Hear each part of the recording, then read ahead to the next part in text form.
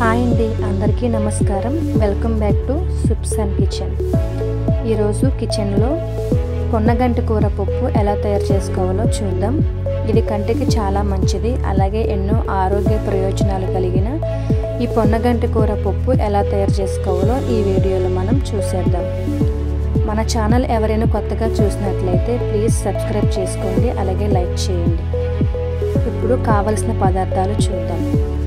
పప్పు, పొన్నగంటి కూర, ఉల్లిపాయ, పచ్చిమిర్చి, టమాటా ముక్కలు, అలాగే చింతపండు, ఉప్పు, పసుపు, కారం, ఆయిల్, ఎండుమిర్చి, కరివేపాకు, వెల్లుల్లిపాయ, పోపు దినుసులు, ఇంగువ.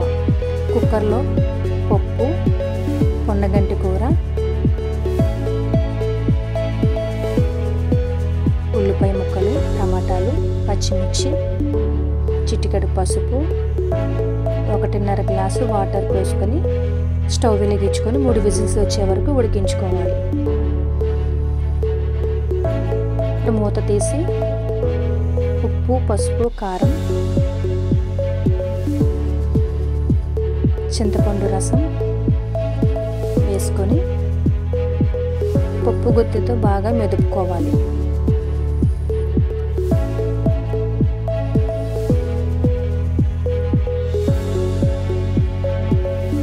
ఇలా ఆకు అంతా మెదిపి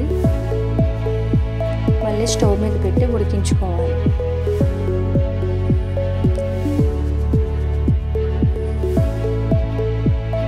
ఇలా ఉడికిన తర్వాత ఈ పప్పుకి తాలింపు పెట్టుకున్నాం.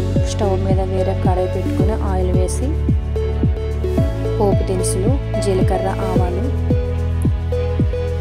వెల్లుల్లిపాయ, కరివేపాకు, అలాగే ఎండుమిర్చి కూడా వేసుకొని బాగా ఫ్రై చేసుకోవాలి.